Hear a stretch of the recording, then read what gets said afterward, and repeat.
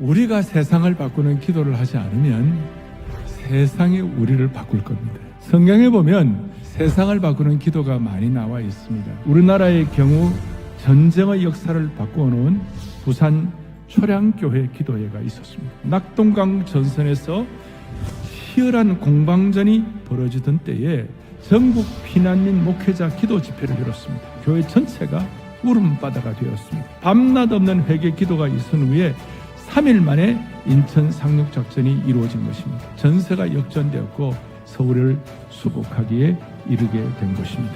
하늘의 역사에서는 이것이 그 기도회를 통하여 이루어졌다고 믿는 것입니다.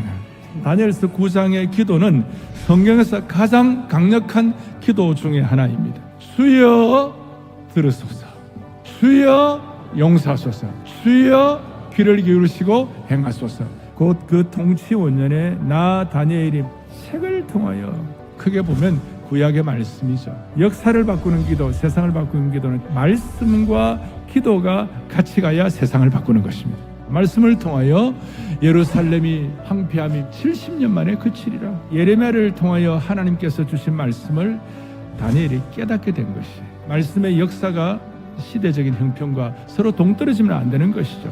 한 손에는 예언의 말씀과 한 손에는 역사적 현실을 붙잡았는데 역사적 현실을 기도를 통하여 극복하도록 만들어 주셨다, 그 말이에요. 1절에 보니까 다리오가 갈대아 나라 왕으로 세움을 받은 서태라 그랬어요. 느부갓네살을 비롯한 바벨론 제국을 섬겼는데 이제는 세상이 바뀌었어요.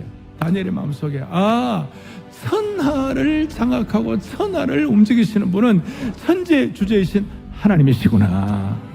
시대를 분별하는 하나님의 사람이 된 것이에요. 지혜와 총명을 주었다 그랬어요. 문제를 풀 때에 내 문제로 먼저 시작하지 말고 하나님이 역사의 주권자심을 믿고 그분에게 먼저 의탁하는 기도가 중요하다는 것이에요. 혁혀에 쌓여있는 수많은 삶의 난자 앞에서 여러분과 제가 다른 방식으로 문제를 해결하지 말고 먼저는 정말 절박한 다니엘 같은 기도를 통하여 문제를 푸는 은혜가 있기를 바라는 것이에요. 말씀의 은혜를 가지고 자연스럽게 기도가 뿜어져 나오기를 바라는 것이에요. 영적 전쟁을 위해 가장 강력한 무기가 성령의 검이에요.